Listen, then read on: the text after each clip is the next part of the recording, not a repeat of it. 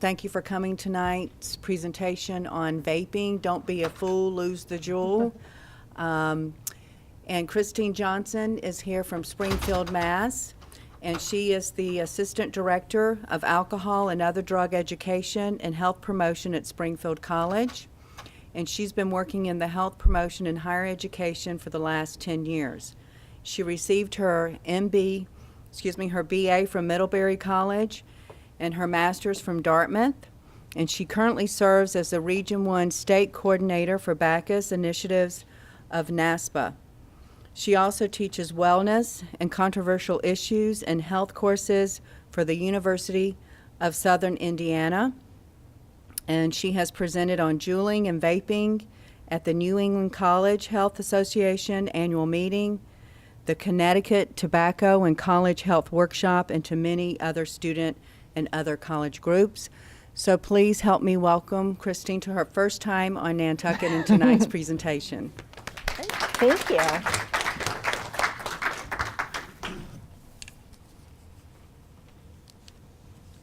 All right, can you all hear me? Yeah. Good, okay. I like to use a mic. I just like to be mindful that sometimes my voice doesn't carry as well as it should. So thank you so much for having me tonight. Thank you for having me on Nantucket. We've had a lovely trip so far. And I'm really excited to be here and talking about such an important topic. And thank you to ASAP for bringing me here.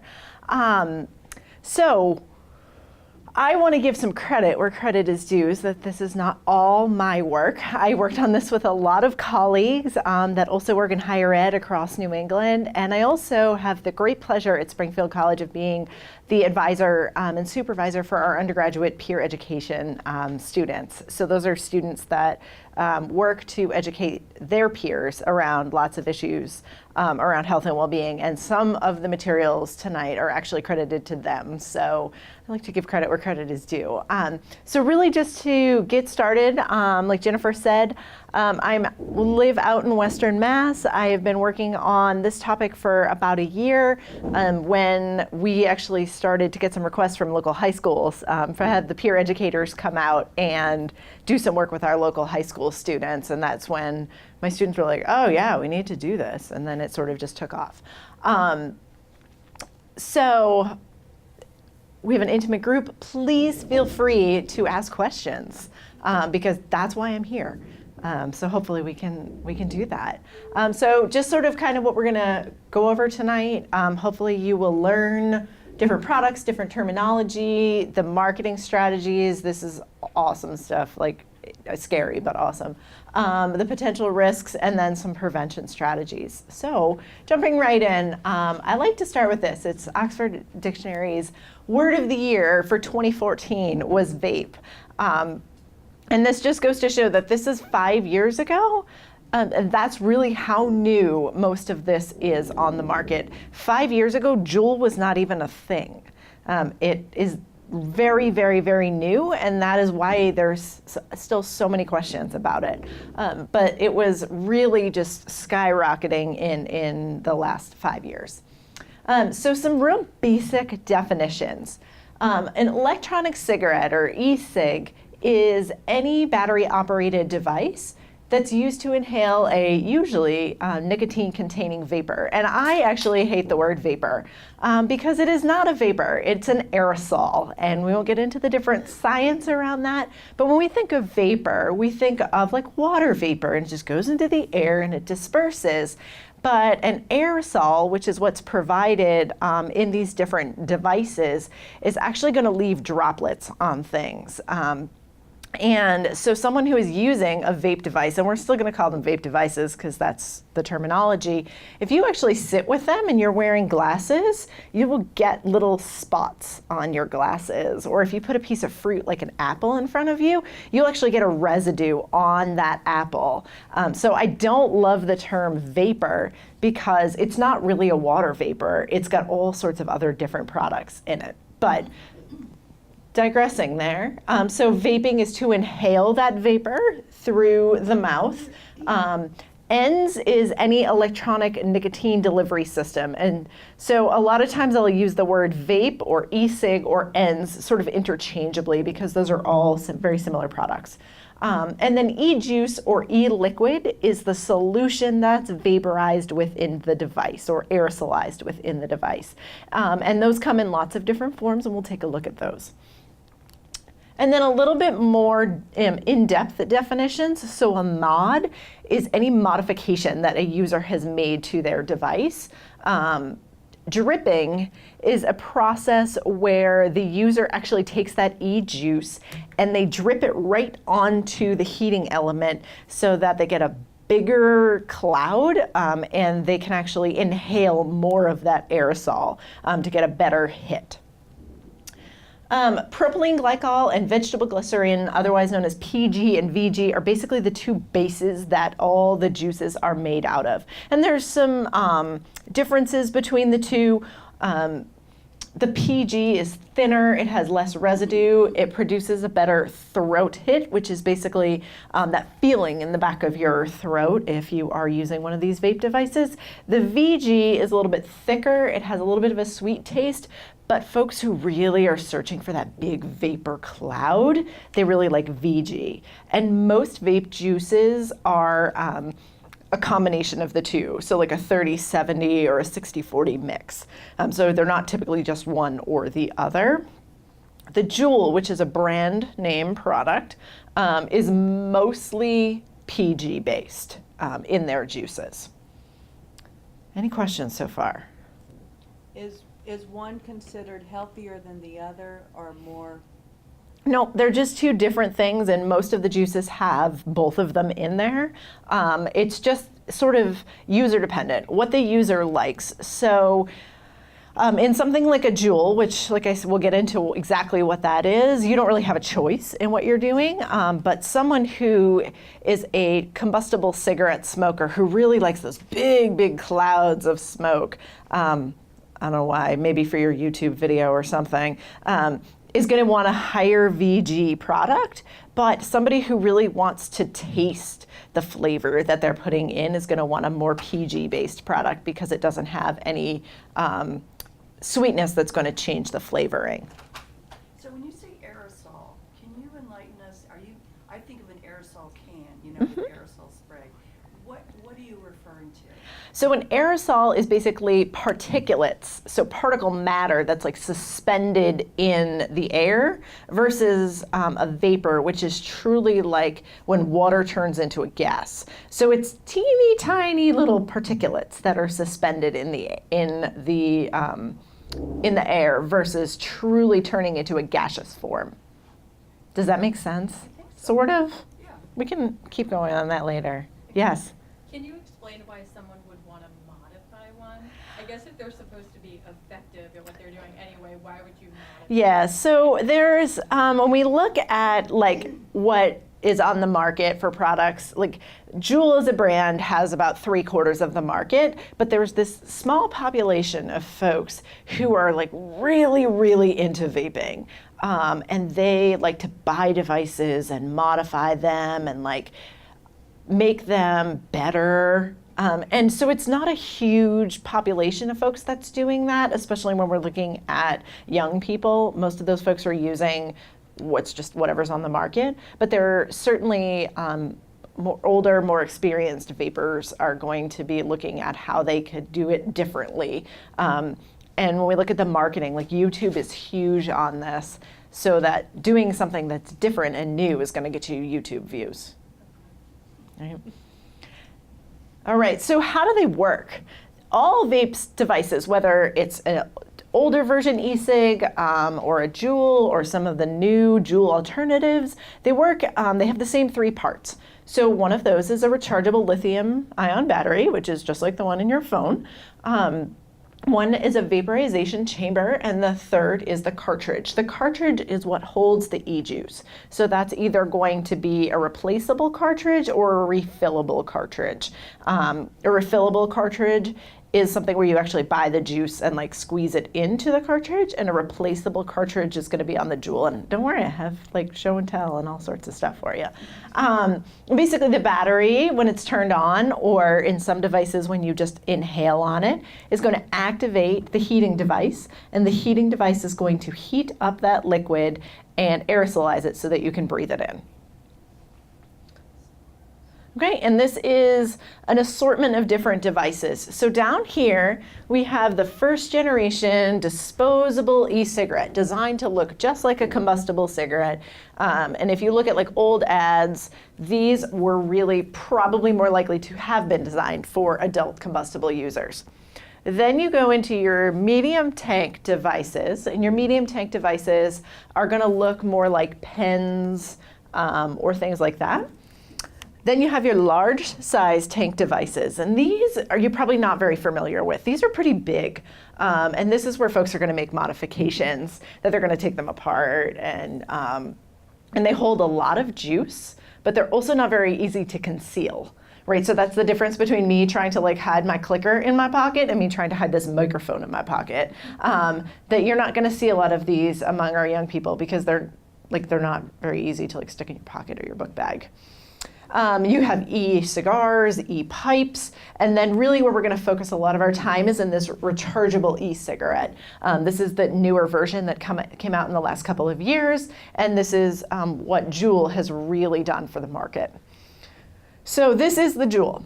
JUUL is a brand name. And so people who say they're Juuling, many of them are using a JUUL and many of them are using an off-brand. It's just like Kleenex, right? If you buy Kleenex at home or tissues, you still might call it Kleenex because that is how much of the market JUUL has taken over.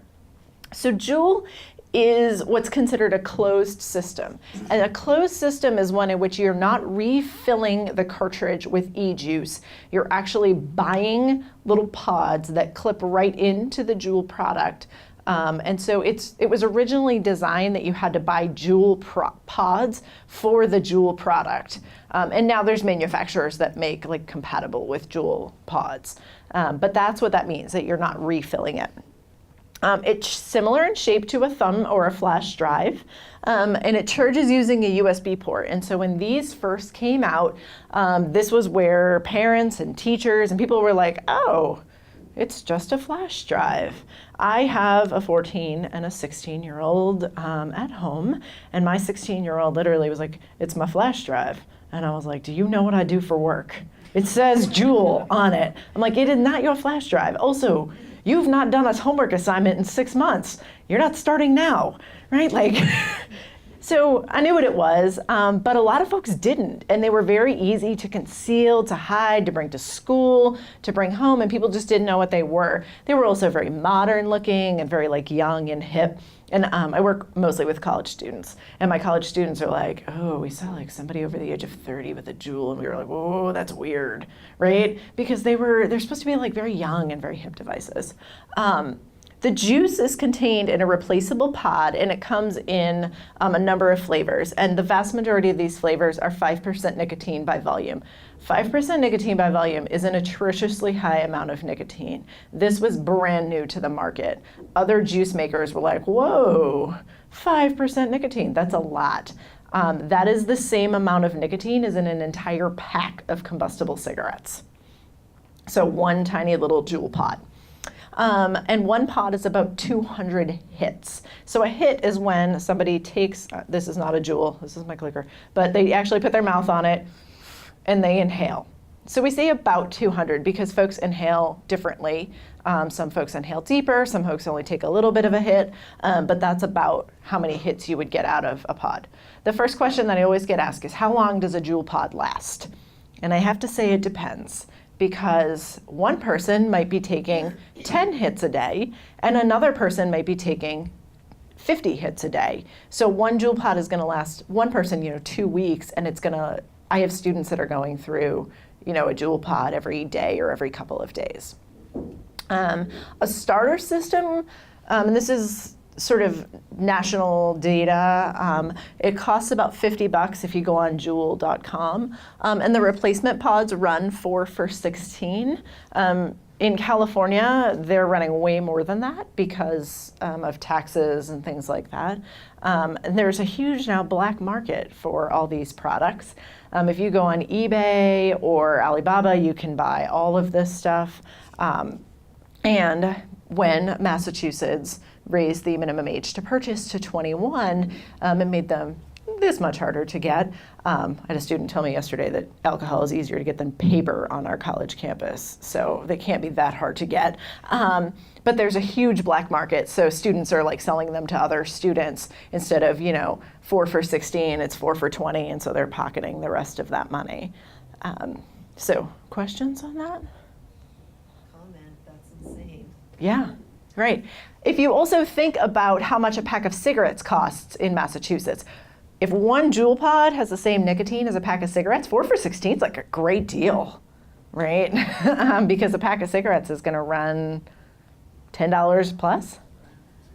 Is there maybe been a correlation now between younger population of kids that are like maybe getting addicted to this substance and because of the cost of buying it on a black market, such as theft, like they're going out like stealing, like do you feel like there's maybe like more like the kids are stealing things more now to like as if they had a drug habit to pay for these habits?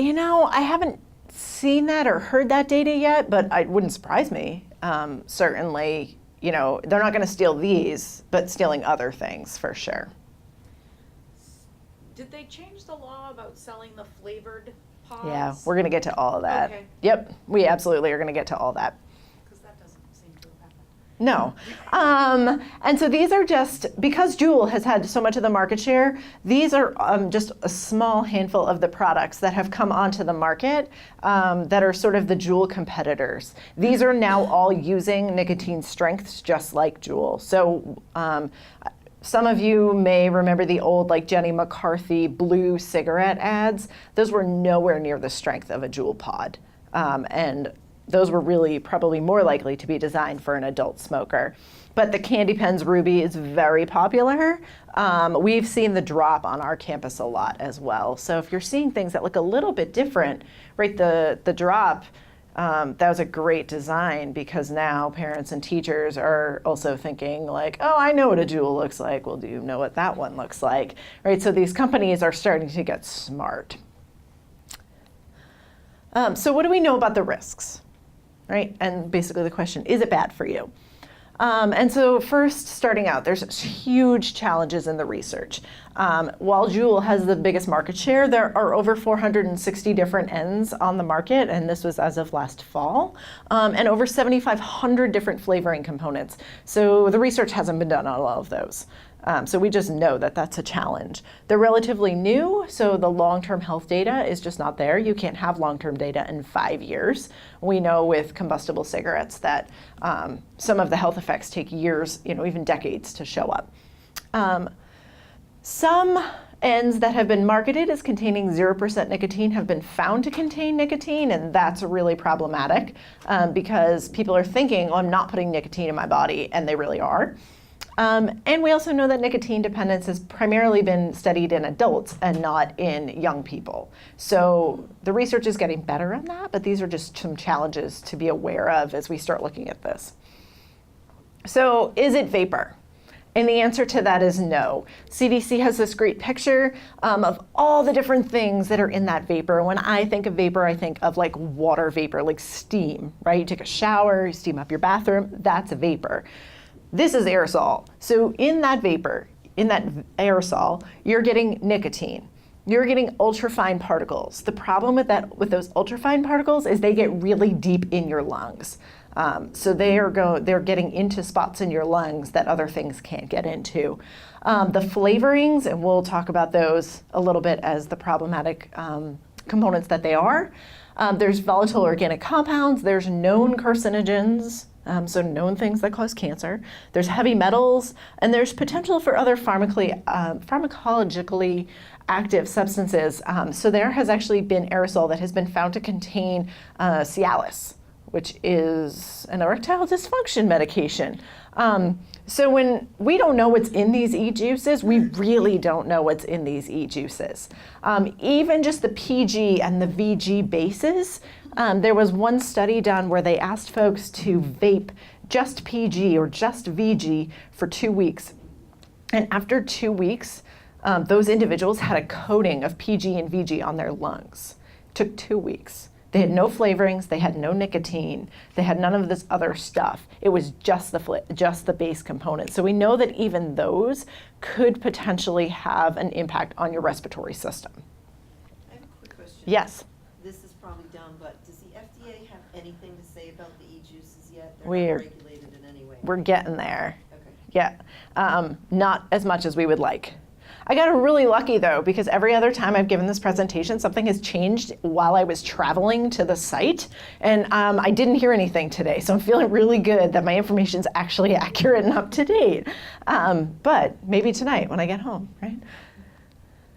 So here are two of the chemicals that we know have been found. So the first one is diacetyl. And diacetyl you have probably all had if you've ever had butter-flavored popcorn or if you've had a beer. And for ingestion, it's actually been totally fine. It's been proven to be totally safe if you eat it. It has never been tested if you inhale it and put it into your lungs, and that's really the biggest piece. It's known to cause what's called popcorn worker's lung because it was being found in individuals who were working in the factories that made butter-flavored popcorn. There has not been a case yet of popcorn worker's lung associated with e-cigarette use, but we're only a few years in, right? So also JUUL will tell you like that these two chemicals are not in their e-juices, but who knows? Right, because they just say like, oh, it's flavoring, and flavorings are cool. And then glycidol is actually classified as a probable carcinogen. So again, we don't have any actual outcomes yet, but again, we're only a few years in really to this epidemic. So we haven't seen these things turn into long-term outcomes. Okay, so now we're gonna talk about nicotine. And this is where things get kind of hairy because nicotine dependence has mostly been studied in adults, and we are really talking about super, super, super high levels of nicotine in these devices. So when we're talking about our young people, we know that nicotine has an impact on their brain development well into their mid-20s, just like all the other substances out there.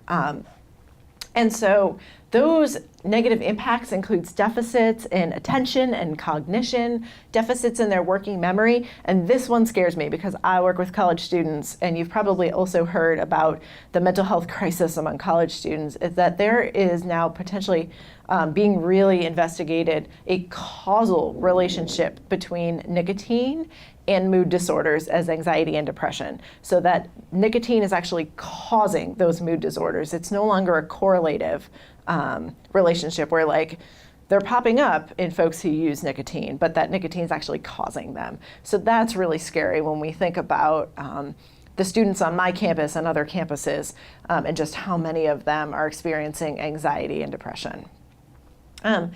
We know it's toxic to developing fetuses, which is why for years the recommendation has been don't smoke if you are pregnant.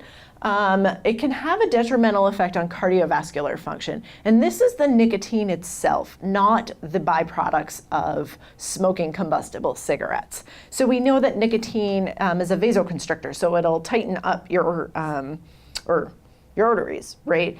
And it's going to increase your heart rate. So those are some things that can put someone who's at a higher risk already of cardiovascular disease at even a higher risk. The old recommendation is still a recommendation, although the hormonal contraceptives are much safer than they used to be, to not smoke if you're using hormonal contraceptives, so birth control. That's actually because of the nicotine, not because of the other byproducts of smoking. So I've been working with our health center on campus because we're a college and like all of our students who identify as female are on birth control to actually make sure that they're screening for JUUL use because of that nicotine. Because when we ask students, do you smoke? They say, of course not, right? But it's the nicotine that has that detrimental effect on cardiovascular function. So don't want our students to be at a higher risk of strokes because they're using JUUL along with their birth control. And finally, it changes the reward and pleasure centers in the brain. And this can actually increase the reinforcing effect of other drugs. And basically what that means is that a young person who starts out using nicotine, starts out juuling, if they try another substance, whether that's alcohol, marijuana, opioids, the list goes on, they have already changed their brain chemistry to be more receptive to those feeling great with those drugs, and they are at a much higher propensity for further addiction and dependence. So that's scary. So the old idea of gateway drug, there's a reason for that now. And so nicotine is actually that gateway drug in young people because it's changing their brains. So that was also pretty scary, right, when we think about everything else going on in our world. So questions at this point? Yes. Have you found that, I think one of the things that I've seen also is these JUULs and e-cigarettes promoted as a stop smoking. Yeah, we're going to get there too. Yes, right, because there's a... Not the safest, I would imagine. Yeah, there's a huge difference, right, between somebody who's 30 or 40 or 50 or, however old, using an e-cigarette to quit using combustible cigarettes, right? And what we're now seeing is students and young people, 12, 13, 14, picking these up, right? Those are two totally different populations. And the e-cigarette, particularly JUUL, the companies will say, well, we're designed to help adults stop smoking. But if you look at their marketing strategies, they are absolutely not, all right? So yeah, we're gonna get there in a second. And this is a great chart. And this is to show you why JUULs are so bad. So this orange line that goes way up top, that is the blood levels of nicotine after someone uses a combustible cigarette. So that is time after the first puff of a combustible cigarette, their blood levels of nicotine skyrocket. We know this, right? This is why they come down, folks go through nicotine withdrawal. They're like, oh, I need another cigarette. And they go outside, they have another cigarette. Down here in the blue line is your traditional old school e-liquid. So this was that old Jenny McCarthy blue commercial. I can use my blue e-cigarette in places where I can't smoke. Yeah, well, that blood level of nicotine is way down here, right? That's not getting that spike. That's just keeping it sort of like just a little bit above zero because the nicotine in those devices was so much lower. The green is the JUUL as tested in a laboratory. And my students are like, how do they do this? And I'm like, they have machines use them. The purple is the JUUL as used by real humans. So what you can see is that blood levels of nicotine when real people use the JUUL are just skyrocketing. They look just like a combustible cigarette. And the companies know this, right? And they know that youth cigarette use is at an all-time low. That's fantastic news, that fewer young people are smoking cigarettes than ever before since we have started getting that data.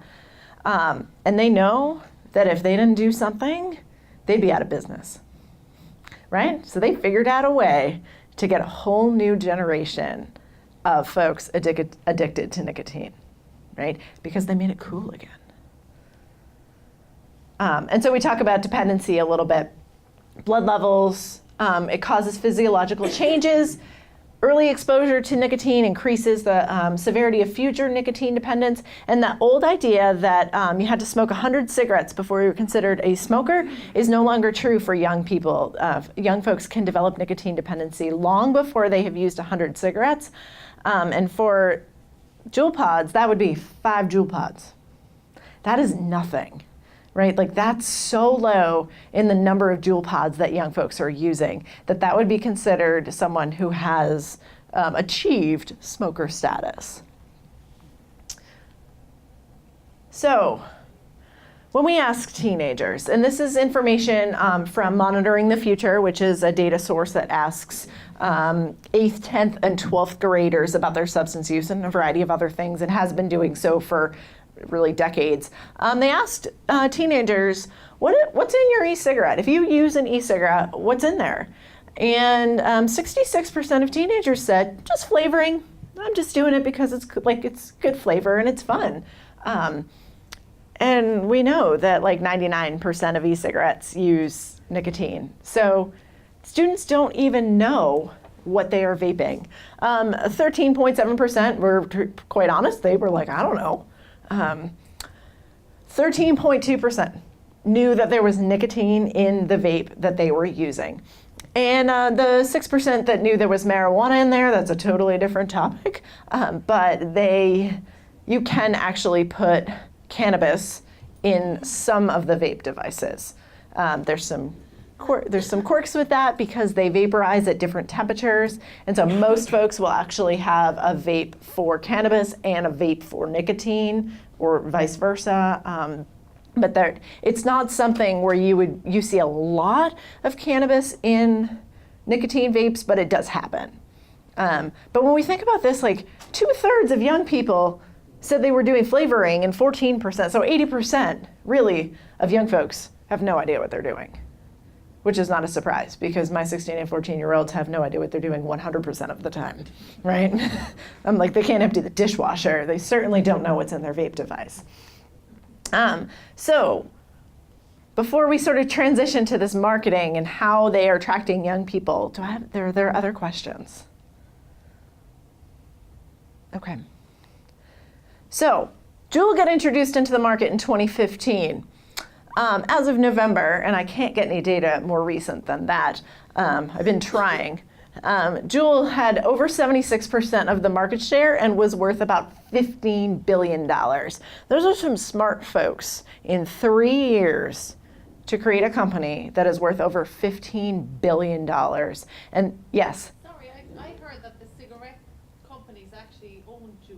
They bought Um, Marlboro invested. Marlboro did invest, yes. Of course they did, right? Because what are they doing? They're losing money. when they're not now. Right, well, they're not now. Right, they're losing money because the folks who smoke are getting older, and they're not getting replaced by young people. So all that work that we did, in the 80s and the 90s and the early 2000s on getting our young folks to realize that smoking was not a good thing, it worked. And then along came these products, and the tobacco companies jumped right on board. They absolutely did. BAT is actually British Tobacco. So, they're on here as one of the larger companies. And they really JUUL has just blown up the market.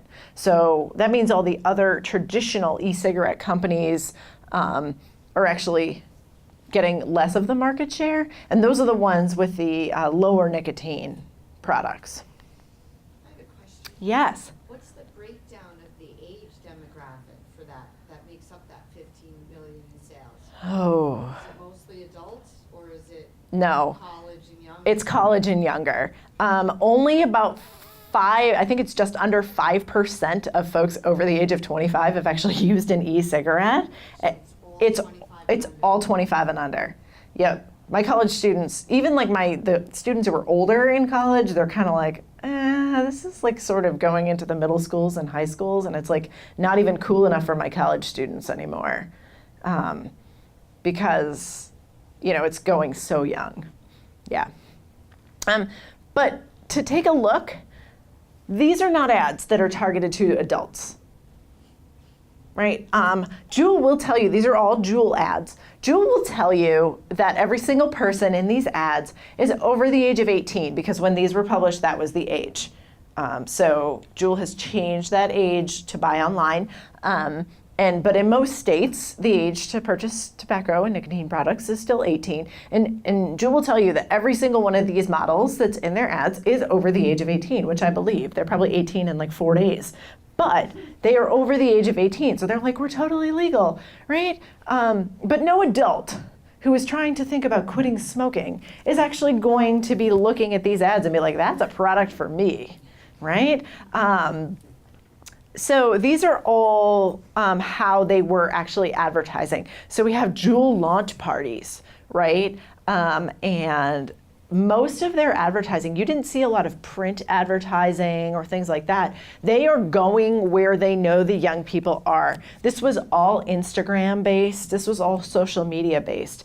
And they did a lot of advertising at the beginning. And since then, they've actually had, they don't do advertising anymore. They're also not allowed to right now, but at least that's targeted to minors.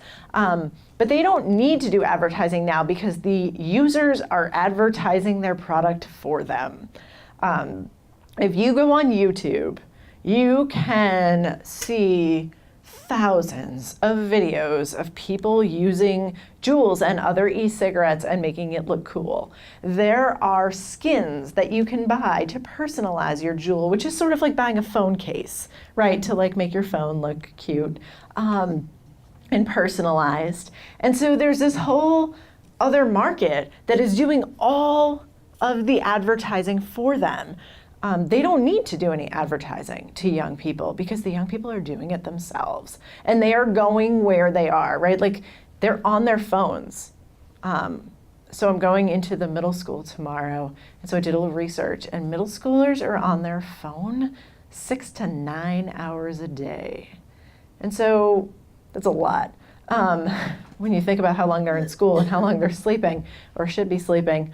And we had to take the phones out of my high schooler's room and my middle schooler's room because they weren't sleeping. They were just on their phones. If you think about that, that's where they're getting all their ads. They don't need to be on TV or magazines or anything like that. They're just like, it's coming right up in front of them. And if you've ever gotten sucked into YouTube, most adults haven't, quite like teenagers have, where you sit down to watch one video and like 3 hours go by. I don't have that kind of time in my life, but my teenagers do, and like 3 hours go by and I know that they've watched JUUL videos in that time frame because they're just popping up and they're making it look really, really cool. If you've turned the TV on, which only like us old people do, right, and actually watch like cable TV, I'm still trying to get my husband to like drop the cable and just go with internet-based TV. The JUUL ads that have come out in the last month are very different. They are all folks that are like my age on up, and they are folks who are saying, oh, I'm trying to quit smoking and the JUUL is a product to help me do that. But they're not fun. They're not bright and yellow and like colorful. They're like gray and black, and I turn them on, I'm like, oh, this is depressing. Who's gonna wanna watch this? So they have actually gotten this feedback from the FDA, like, shut this stuff down. They've done so, and they're now trying to spin themselves as a company to help adult smokers quit smoking. So if you see those, it's a really interesting twist on what JUUL is doing as a company. Other questions or comments? Yes. Have they made like a JUUL light? Because I've gotten information from someone who's interested in quitting juuling.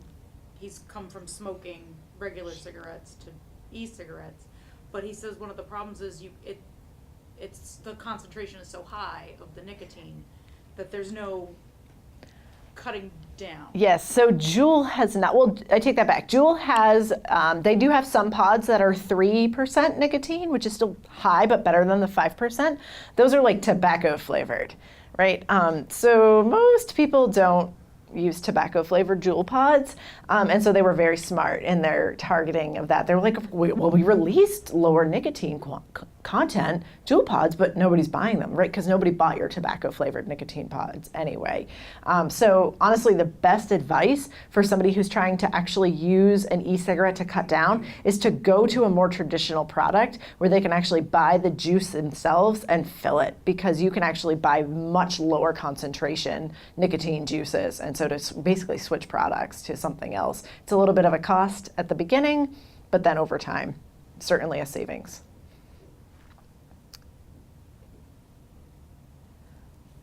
Okay, this is my favorite image. E-juice or food product, right? I also have a 3.5-year-old. My life is crazy. Up top, this on your left, right, is e-juice.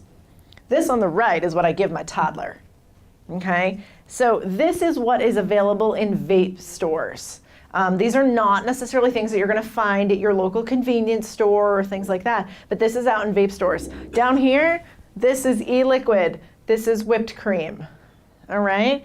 I mean, if we had both of these in my fridge, there'd be days when I would get confused, right? So this is really where the companies started targeting folks, because they were like, hey, if you like apple juice, you're gonna like this product. Well, who likes apple juice? Like kids under the age of 8. Right? And who likes whipped cream? Like everybody. But you know, they were really targeting folks because nobody wanted to smoke a tobacco flavored vape device, right? That's one of the things we heard from young people for years about, and folks who were trying to quit. Why do you want to quit? Because I hate the way I smell. Well, now you don't smell like tobacco. You smell like apple juice and whipped cream. You smell great, right? And so that is one of the ways that they were really, really targeting young people because they know that young people like these flavors. So I guess because it's not an exact replication, there wouldn't be any copyright. Correct. But it's so similar. If I Yes. were those companies, they Right. can't be endorsed. They have no morals. The companies have no morals. They're just looking to make bank, right? And the FDA has cracked down on this significantly. So these are kind of older pictures, but this is where you can kind of get a sense of like why we're in the situation that we're in when you take a look at these, right? So what's happening now? And I think this is really important, and this goes to what you were saying earlier, right? So in 2018 in November, I was on my way to a conference to present on this, and this came out while I was driving. And the JUUL, based on some pressure from the FDA, they had these voluntary actions, and I put voluntary in quotes because they were not really voluntary. They were basically told, like, do this stuff or we're gonna start shutting you down. So they stopped filling retail orders for flavored pods. So that means that you couldn't go, a store could not go online to JUUL and buy them like in bulk for retail sales. They were still allowed to sell what they had. And there was like a little time frame where like before these actually got enforced when they were released. And so stores were like going crazy and like buying all sorts of stuff. So we've even seen stores near us in Western Mass that still will say like, we have mango pods, right? Because they still have them in stock, so they're still allowed to sell them. And unless the stores could show limited access. And so that was if the stores, you could not enter them unless you were 21, then they are now allowed to sell those flavored pods. But most of the sales were taking place at convenience stores and things like that. They changed the age online to purchase to be 21, and they're using age verification software. And this is actually great. I've actually gone onto JUUL and like fake ordered, haven't actually given them any money, but to see like how this goes about. And so it's not perfect, right? Like my college students are perfectly capable of walking into certain liquor stores with an ID that says that they're 21, and I know they're not, but they're doing a pretty good job of this. Now, JUUL is not the only place that sells JUUL or JUUL-compatible pods, right? You can go on eBay, and there's no age verification software, and they might even be cheaper, right? So just because they did this doesn't mean that it was a total fix. And then they shut down their US-based Facebook and Instagram accounts, which is great, except they didn't need to do that because the young people are doing it for them. And then in March of 2019, the FDA regulations came out that said only tobacco, menthol, and mint flavors will be available in stores. And this was not just for JUUL, this was for all e-cigarette makers. Mint is a really interesting one there. So tobacco is a flavor that is not used very often. And menthol has a long history of why menthol exists and is not regulated like other flavors in cigarettes. And it's because of the fact that menthol cigarettes are smoked mostly by people who are of African American descent. And so they said, okay, we can keep menthol in the stores because that's just like cigarettes. And they were like, well, mint, that's just like menthol. Mint is not like menthol. Mint is a candy, right? And mint has now skyrocketed to be like the #1 or #2 JUUL flavor because you can still buy it in the stores. And it's actually quite pleasant. My students, several of my student workers are like, I've tried it, it's gross, but mint wasn't so bad, but they're also like, I know all the crap I'm putting in my body, so I'm not gonna do this. But mint flavors are available in stores, and so a lot of young folks are switching to mint flavor. Unless those stores restrict access to minors, and then they can sell everything. They can sell the creme brulee, well, it's cream now. Sorry, they dropped the brulee to make it not sound quite as attractive, but cream and mango and cucumber melon. It's like walk into a Bath and Body Works and like you pick out your flavor. And all the JUUL compatible pods are like watermelon and bubble gum, right? No self-respecting adult is going to use bubblegum flavored vape juice, right? Those are totally designed for young people.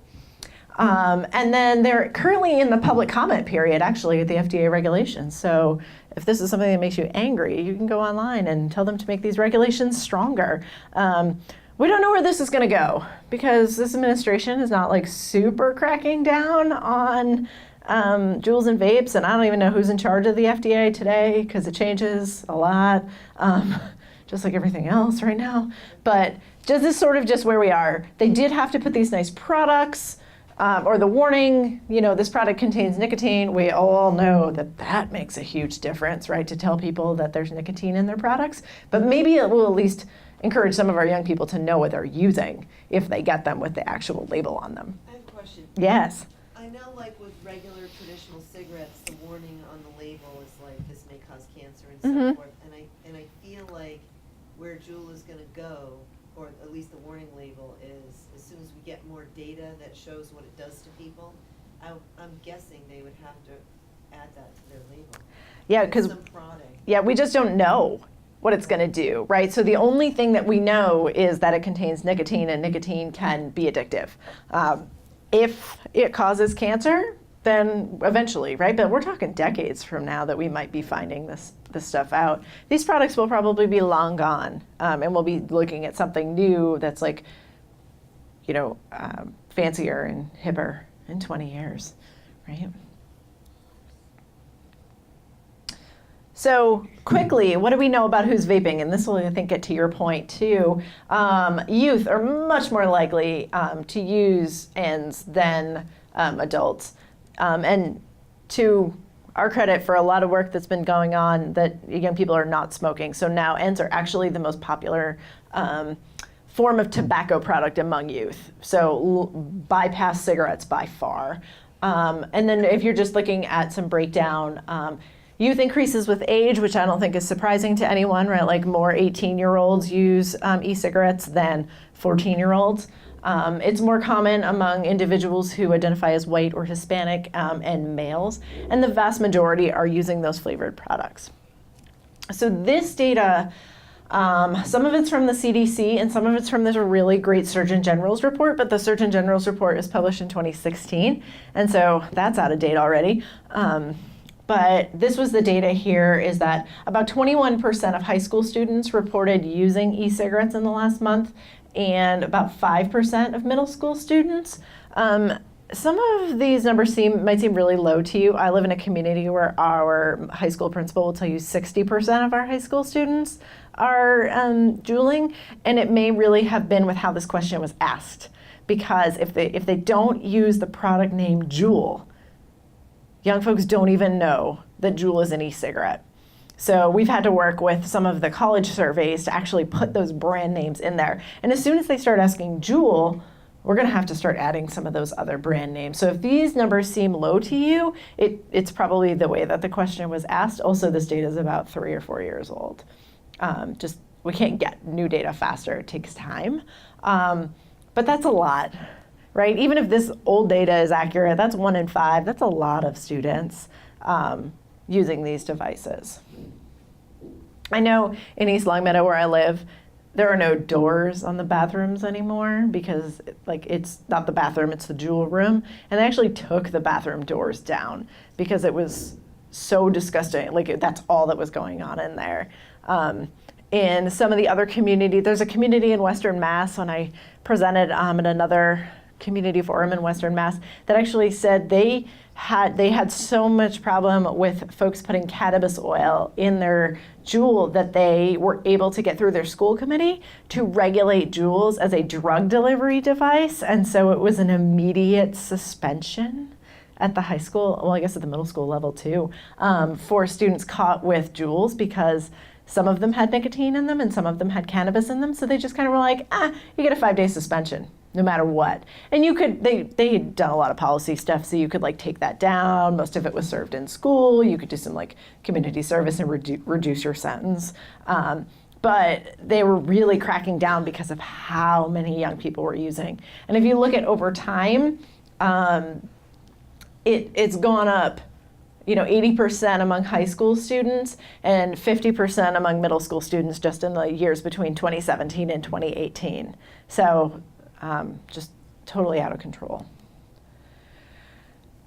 Why do they start? Why do our young people tell us they start? Well, when we ask them, the blue, which is about 40%, said because a friend or family member used them. I don't think this surprises anybody because that is also why they start using all sorts of other products like alcohol and other drugs.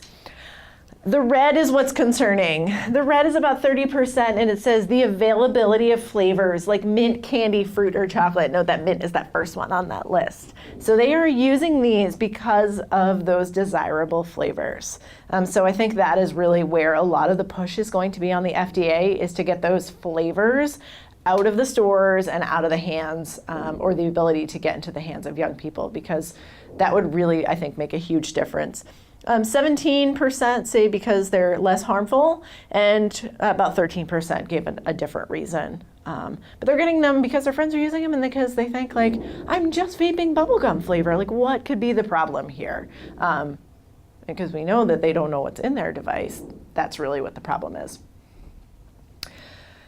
And then they start smoking cigarettes. That's basically what JUUL users means, is that once they start using JUULs, they switch to using cigarettes. Young people who had vaped in the last 30 days were 4 times more likely to use combustible cigarettes than those who hadn't. And they're definitely transitioning to those combustible cigarettes. And about 10% of high school students have actually used cannabis in a vape device. I know on my campus, our students are not smoking cannabis the way that, like, you might think happened years ago. Even from last year to this year, they are all switching to cannabis oil and using that in a vape pen. So if you're seeing vape pens and JUULs, you don't know that it's a nicotine product in there. It could very well be a cannabis product in there. And students who use cannabis and also vape, the likelihood that they are using cannabis in that vape device it's skyrocketing. It's way higher than this 10% if they do both, right? Because it's much easier to hide your cannabis in a vape device, right? Like, you don't smell like weed, right? There's no like smoke, and in a residence hall where I am, or like in your house, or the high school bathroom, whatever. Like, nobody smells like weed anymore. It's all in those vape devices. So all we're really sensing is like those fruity smells, and we're not seeing, the old school cigarette smoke or the weed smoke. People always ask me here, why do they transition to combustible cigarettes? And we don't know the answer to that. They're more expensive. You can use them in fewer places. They taste gross. They're harder to get. Like, all of those things. So I don't know the answer to that question. Well, just from the graph that you gave earlier, there's a larger spike Mm-hmm. and their blood pressure going up. So I mean, just for me, I would think because it's a better high off the nicotine. Yeah. It's a higher high. Yeah, and it's not that much higher though off the traditional cigarette, whereas they could just take like a slightly deeper hit of that JUUL, or use the JUUL a little bit more often, right? And now they have all those things that they tell us they don't like about smoking. So I don't have the answer to that question, but if anybody knows, I'd be interested. I'm kind of wondering, where do they get the marijuana e-juice? Yeah. Is that pot shops, online? Yes. Where does it come from? Yes. I know we're seeing a lot of it. We have an actual pot shop open about half an hour from our campus. And so our students who are of age, and they have very good age verification software, like way better than the liquor store for sure. They're thinking nothing of driving that half hour and going and getting that cannabis oil. And the THC, so that psychoactive component of that cannabis oil, is so strong. It's well above 80%. And that weed that some of you may have used back in your day was like 13%. So it's not the same cannabis from back in the 70s, 60s, 70s, 80s, even 90s. It's totally different cannabis. So you don't need very much of it. So you can go buy some, and then now all of your friends have it as well. I'm also wondering too, because we're on the cusp of opening our pot shops. Yes. To get to. And I keep wondering, is there an uptick in police activity for DUI where you are? So like I said, we're about half an hour from the nearest pot shop. Springfield will be opening. I'm surprised we have a casino. We don't have a pot shop yet. But I'm actually surprised. Actually, the police activity has all been on parking and traffic because the lines are so bad and there's nowhere to park. And people were coming in from, an hour away. I don't think you'll have that quite same problem on the island. And people are not going to take the ferry to come to the pot shop. But when it gets to be season, like it could be really, really crazy. Yes, but yeah, the police activity has all been just about like traffic management because you can't even like drive down the road in Northampton because the traffic is so bad. But they say you can't tell anyway. Like the police don't have the equipment to see. There's no way of telling. Yeah, it's not like a breathalyzer, right? There's nothing they can do. Folks who are in law enforcement, and I work with a lot of our public safety who are sworn law enforcement. I mean, they do like field sobriety tests, and it's good. It's not like a portable breathalyzer.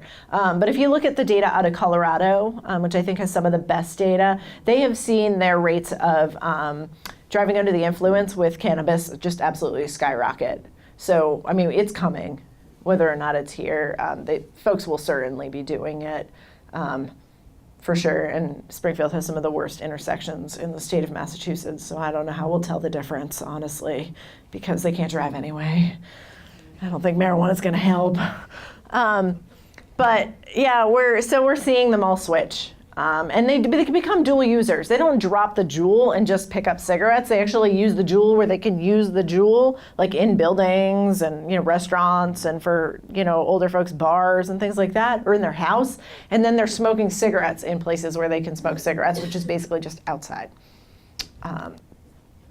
Oh, and then here, this addresses but they're better than cigarettes. And the CDC basically says that if you are an adult smoker and if you switch entirely to ends, yeah, you're probably going to do benefit for yourself because you're going to still be putting chemicals into your body, but you're not burning something and inhaling it. They're not safe for youth pregnant, and this is the position of the CDC, for youth, for pregnant individuals, or if you don't use tobacco products, like don't start. But we still don't know, right? There are a lot of other FDA regulated and approved devices and medications to help adult smokers quit, and those should probably be used as a first line before e-cigarettes, but they have some potential. And they're doing a lot more research on these as whether they could. But you really would have to be able to step that nicotine concentration down, and you can't do that in a JUUL. You'd have to use a different product.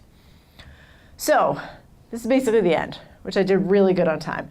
And so what do? This is sort of like where we are. So the first thing is education, and you were doing the first thing by being here tonight, right? Like just bringing this back into your community, talking to your young people, just like so much education, learning about what's out there is really important. Role modeling healthy behaviors. We also know that young people will start using JUULs and other e-cigarettes much more likely if they live in a home with folks who use combustible cigarettes. So individuals who are adults who smoke, their young folks are much more likely to use JUUL. So that's what I mean when I say role model healthy behaviors. Creation and enforcement of 100% smoke and tobacco policies that include e-cigarettes. And so this is really important for institutions, school systems, things like that, that those smoke and tobacco policies really lay out that JUULs, and they have to be named, and e-cigarettes are really part of that policy, that they're not permitted. On a college campus, I'm really lucky our college campus went smoke and tobacco free 2.5 years ago, and we thought to include e-cigarettes at that time because it's really hard to go back and add it, but we added it then.